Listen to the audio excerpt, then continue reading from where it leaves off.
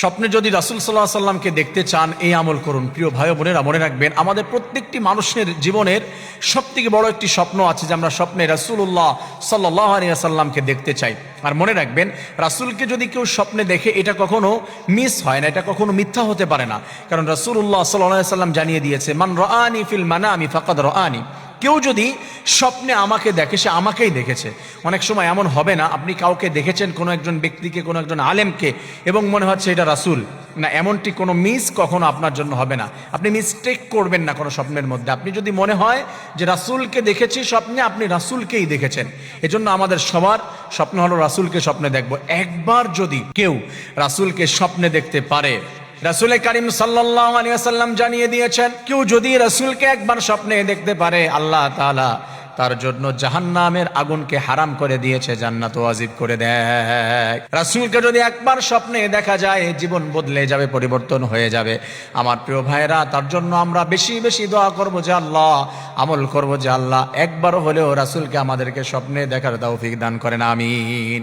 এজন্য রাসূলকে আমরা সবাই স্বপ্নে দেখতে চাই। যদি স্বপ্নে দেখতে চাই রাসূলকে, তাহলে আমাদের যে আমলটি করতে হবে, বেশি বেশি সর্বক্ষণ আমাদের মুখের ভিতরে জারি রাখতে হবে সাল্লাল্লাহু আলাইহি ওয়াসাল্লাম। শর্ট করে রাসূলের জন্য এই দুরূদটি আমরা পড়ব। আর রাসূল সাল্লাল্লাহু আলাইহি ওয়াসাল্লাম বলেছে, কেউ যদি আমার নাম শোনার পরে আমার নামে দুরূদ না পড়ে, আল্লাহ তাআলা লানত, গজব তার উপরে এসে পড়বে। এজন্য রাসূলের নাম শুনলেই আমরা এই দুরূদ পাঠ করার চেষ্টা করব। আর লং যে দুরূদ রয়েছে, আমরা আল্লাহুম্মা সাল্লি আলা মুহাম্মাদ ওয়া আলা আলি মুহাম্মাদ কামা সাল্লাইতা আলা ইব্রাহিম ওয়া আলা আলি ইব্রাহিম ইন্নাকা হামিদুম মাজিদ, আল্লাহুম্মা বারিক আলা মুহাম্মাদ ওয়া আলা আলি মুহাম্মাদ কামা বারাকতা আলা ইব্রাহিম ওয়া আলা আলি ইব্রাহিম ইন্নাকা হামিদুম মাজিদ। আমরা নামাজের ভিতরে যে দুরূদ ইব্রাহিম বলি, যে দুরূদটি আমরা পাঠ করি, এই দুরূদটি আমরা পড়ার চেষ্টা করব। আমাদের সব থেকে মৌলিকভাবে এই আমলটি যখন করতে হবে, আমরা অলওয়েজ এটা পড়তে পারি, কিন্তু আমাদের সব থেকে গুরুত্বপূর্ণ ইম্পর্ট্যান্ট যে মুহূর্ত রাসূলকে স্বপ্নে দেখার জন্য, আমলটি করার জন্য, সেটি হলো আমরা যখন রাতের বেলা রাসূলের সুন্নাহ তরিকায় ঘুমানোর জন্য প্রস্তুতি নেব।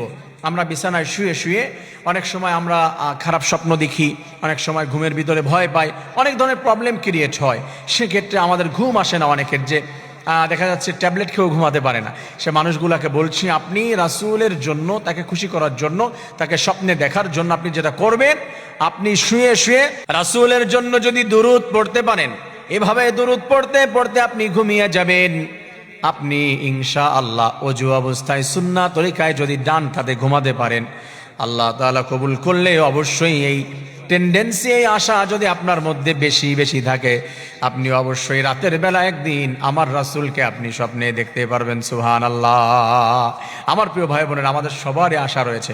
এজন্য আমরা বেশি বেশি দুরূদ পাঠ করে আল্লাহ তাআলা যেন আমাদের একদিন হলেও রাসূলকে স্বপ্নে দেখার তৌফিক দান করেন, এই আমলগুলি আমাদেরকে করার তৌফিক দান করেন, আমিন। আসসালামু আলাইকুম ওয়া রাহমাতুল্লাহ।